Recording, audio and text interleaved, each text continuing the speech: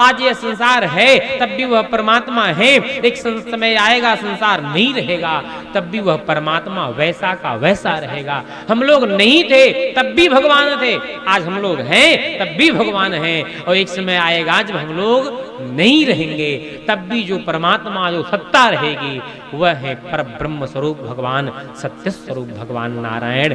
तो भगवान कैसे हैं? भगवान सत्य स्वरूप हैं, इसलिए भगवान का एक नाम है सत्य नारायण।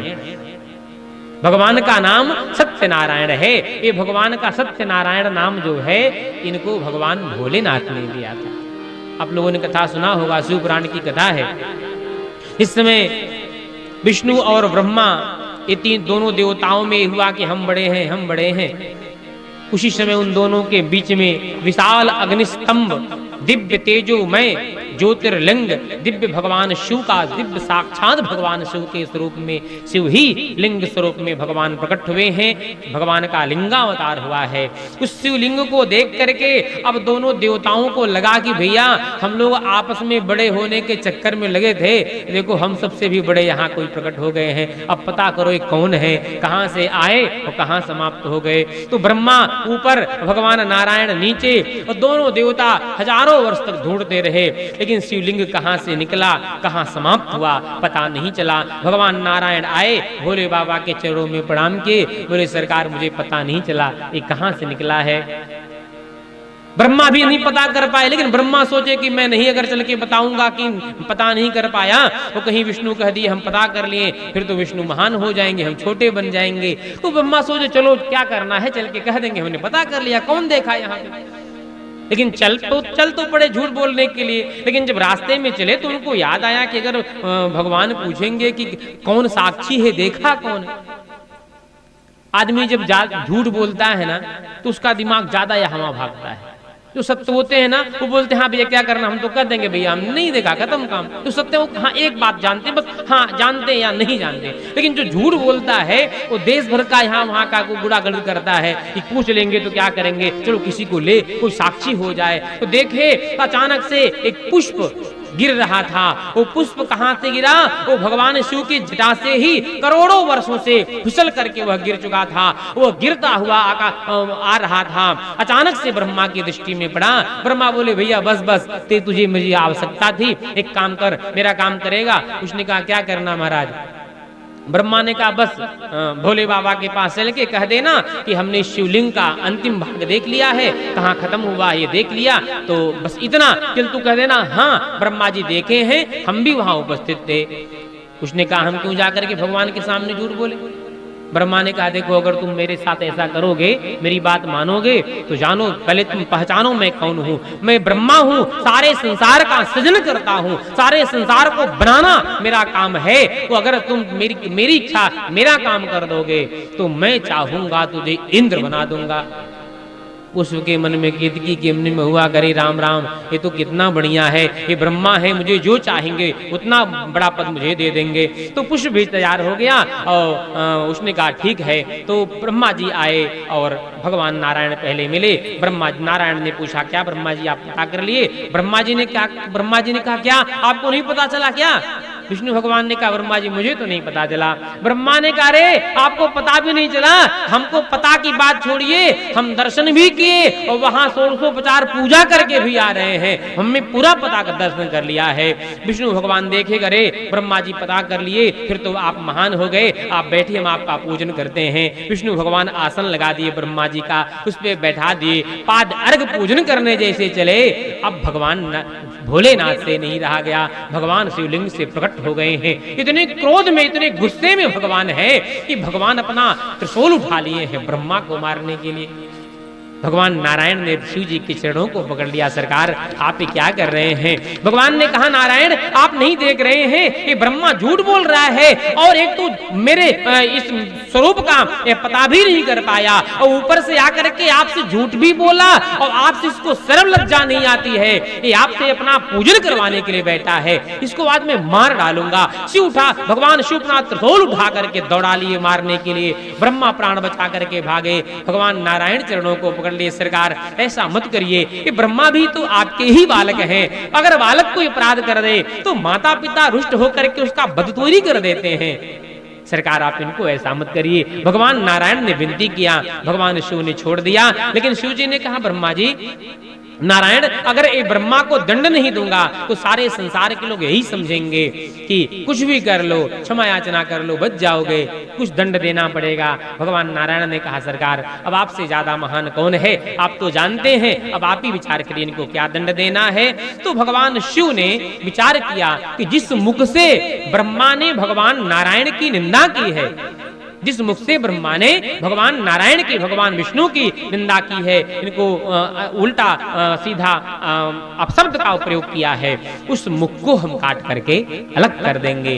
तो पहले भगवान ब्रह्मा के पास 5 सिर हुआ करता था, लेकिन भगवान शिव ने एक सिर को काट करके अलग कर दिया है और श्राप भी दिया कि आज के बाद आपका मंदिर इत्यादि सब नहीं बनेगा। तो सब चर्चा हुई है। और यहाँ पे भगवान शिव इतना प्रसन्न हुए भगवान नारायण से कि भगवान शिव ने कहा, सरकार आपने सत्य सत्या करके कहा है कि आपने शिवलिंग का पता नहीं कर पाया, तो आज से आपका नाम सत्य नारायण होगा। तो ऐसे भगवान जो साक्षात सत्य नारायण स्वरूप है, भगवान का रूप कैसा है, भगवान सत्य स्वरूप है। दूसरा, भगवान चित्त स्वरूप है। चित्त का एक अर्थ होता है प्रकाश से, और चित्त का एक दूसरा अर्थ होता है ज्ञान से, यानी कि भगवान ज्ञान स्वरूप भी हैं। सारे संसार में जितना भी ज्ञान है, ये सारे ज्ञान के मूल भगवान नारायण हैं। क्योंकि सृष्टि के आदि में भगवान नारायण के नाभ से जब कमल निकला, उस कमल पे ब्रह्मा जी पैदा हुए। ब्रह्मा जी जब प्रकट हुए तो ब्रह्मा जी के पास इतना भी ज्ञान नहीं था कि मैं कौन हूँ, हमारे जननी जनक कौन है, मैं क्यों संसार में आया हूँ। तो ब्रह्मा जी को भगवान नारायण प्रकट होकर के भगवान ने ब्रह्मा जी को ज्ञान प्रदान किया। कितना ज्ञान प्रदान किया, भगवान नारायण ने अपने अथाह ज्ञान राशि में से सूक्ष्म ज्ञान भगवान ने ब्रह्मा को दिया। क्योंकि वो परमात्मा तो सीकर ते त्रैलोक सुपासी, सीकर के जल से सारे ब्रह्मांड को भगवान तृप्त कर सकते हैं। वह परमात्मा अपने ज्ञान के अथाह सागर में से रंच मात्र का सूक्ष्म ज्ञान ब्रह्मा को दिया, और वही भगवान नारायण से ब्रह्मा जी ज्ञान पा करके अपने पुत्रों को, अपने ऋषियों को दिए। वही ज्ञान बढ़ता बढ़ता बढ़ता बढ़ता अनादि काल से, सृष्टि के आदि से वही ज्ञान बढ़ता बढ़ता हमारे पूर्वजों के माध्यम से, हमारे ऋषियों के माध्यम से, हमारे कुल परंपरा के माध्यम से वह ज्ञान आज हम सबके पास आया है। कितना ज्ञान मनुष्य के पास आया है। आज के वैज्ञानिकों ने खोज किया है, इस पे रिसर्च किया है कि मानव के मस्तिष्क में इतना ज्ञान, इतना बुद्धि है, अपने बुद्धि का अभी मानव ने केवल 3-4% ही उपयोग कर पाया है। ऐसा मैंने कहीं साथ पढ़ा था कि केवल 3-4% अभी मनुष्यों ने उपयोग किया है।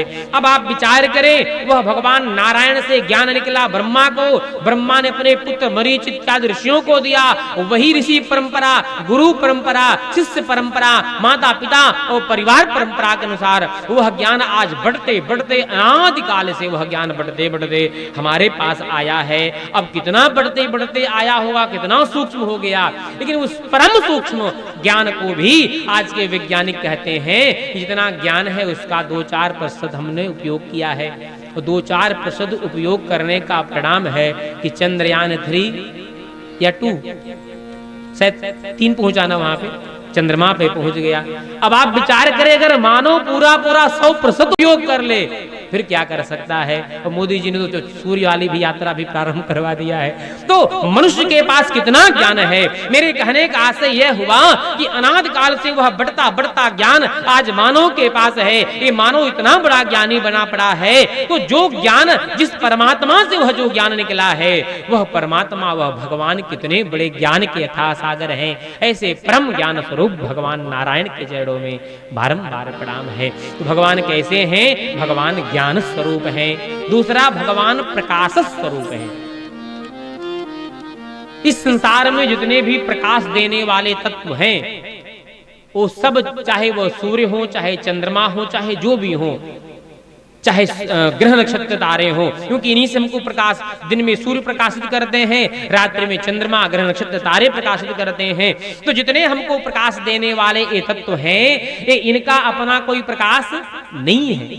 क्योंकि जगत प्रकाश्य प्रकाशक रामो सूर्य चंद्रमा ग्रह नक्षत्र तारों, ये जिनसे हमको प्रकाश मिलता है, ये जो जगत को प्रकाशित करते हैं, इनको भी प्रकाश देने वाला वह परमात्मा, वो भगवान नारायण है। और उन्हीं भगवान से प्रकाश पा करके ये सूर्य चंद्रमा ग्रह नक्षत्र तारे हमको प्रकाशित करते हैं। जैसे यहाँ पे बल्ब लगा हुआ है, ये लाइट लगा हुआ है, अब देखने में तो ये हमको प्रकाश दे रहा है, ये उजाला यहाँ पे यही किया, इस यंत्र ने यहाँ इतना उजाला कर रखा है, लेकिन इस यंत्र का ये अपना पावर नहीं है। ये बल्ब यहाँ जो लगा है इसका अपना यह ताकत नहीं है। अभी जनरेटर बंद कर दिया है, सारा लाइट सारा प्रकाश गायब हो जाएगा। ये भले ही हमको प्रकाशित कर रहा है, लेकिन इसका अपना प्रकाश यह नहीं है। यह पावर इसको कहाँ मिल रहा है? इसको पावर जनरेटर से मिल रहा है। इसको पावर जो है जहां से बिजली बन रहा है वहां से मिल रहा है। तो उसी प्रकार से इतने भी ग्रह नक्षत्र तारे हैं जो प्रकाशित करते हैं, ये तो केवल प्रकाशित करने वाले केवल यंत्र हैं। असली पावर, असली प्रकाश जो है वो परमात्मा है, उन्हीं से प्रकाशित होकर के सारा संसार प्रकाशित होता है। तो भगवान ज्ञान स्वरूप है, भगवान प्रकाश स्वरूप है, और तीसरा भगवान आनंद स्वरूप है। देखिए, आनंद को आजकल हम लोगों ने सहज में ले लिया है, आनंद को संसार में ढूंढते हैं, लेकिन भैया सच्ची बतावें, आनंद संसार में नहीं मिलता है। आनंद कहाँ मिलता है?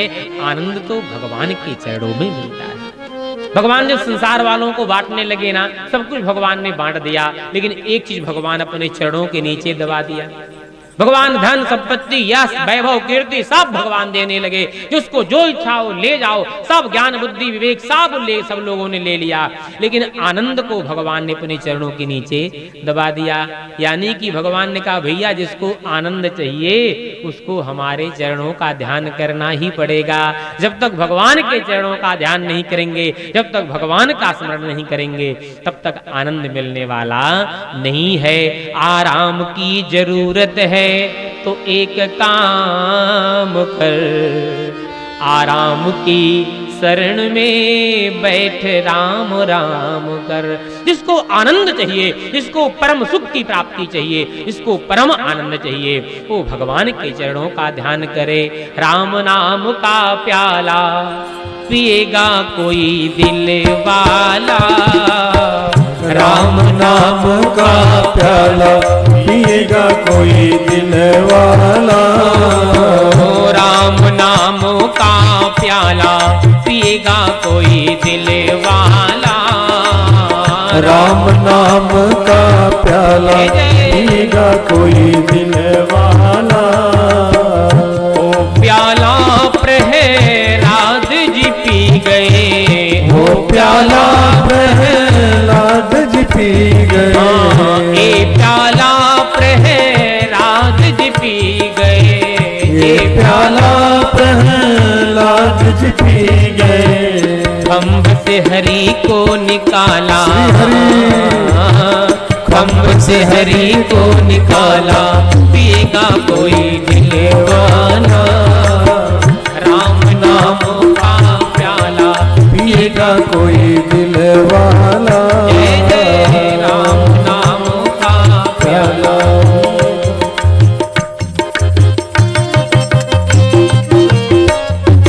जय जय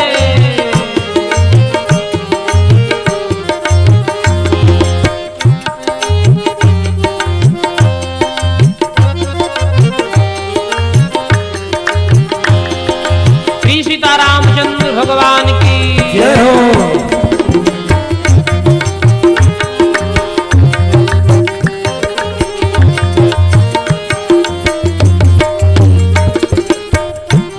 प्याला सबरी जी पी गई, वो प्याला सबरी जी पी गई।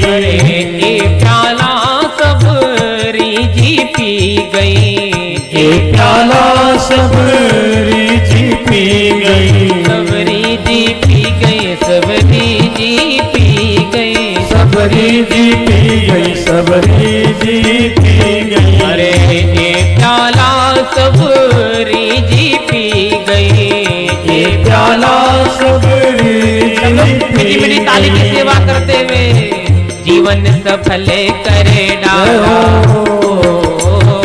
जीवन सफल करे डाला, पिएगा कोई दिल वाला। जीवन सफल कर डाला, पिएगा कोई दिल वाला। राम नाम का प्याला पिएगा कोई दिल वाला। राम नाम का प्याला पिएगा कोई दिल वाला। ये प्याला हनुमत जी पी गए, ये प्याला हनुमत जी पी गए। ये प्याला हनुमत जी पी गए, ये प्याला हनुमत जी पी गए। लंक राख कर डाला, लंक राख कर डाला पिएगा कोई दिल वाला। राम राज का प्याला पिएगा कोई दिल वाला। राम नाम का प्याला पिएगा कोई दिल वाला। राम नाम का प्याला पिएगा कोई दिल वाला।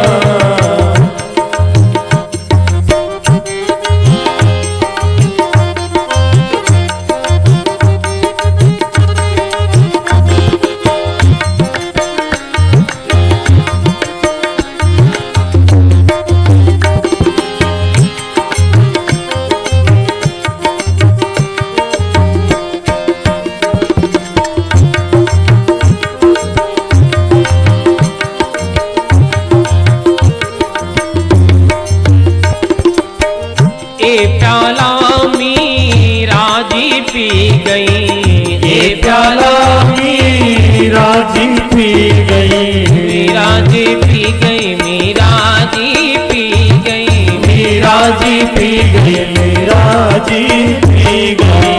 ये प्याला मीरा जी पी गई, ये प्याला मीरा जी पी गई। इसे अमृत कर डाला, इसे अमृत कर डाला, पिएगा कोई दिल वाला। इसे अमृत कर डाला, पिएगा कोई दिल वाला। राम नाम का प्याला पिएगा कोई दिल वाला। राम नाम का प्याला पिएगा कोई दिल वाला। राम नाम का प्याला पिएगा कोई दिल वाला। राम नाम का प्याला पिएगा कोई दिल वाला। राम नाम का प्याला पिएगा कोई दिल वाला। राम नाम का प्याला पिएगा कोई दिल वाला। राम नाम का प्याला पिएगा कोई दिल वाला। राम नाम का प्याला पिएगा कोई दिल वाला। श्री वृंदावन बिहारी लाल की जय। सच्चिदानंद रूपाय। भगवान का कैसा रूप है?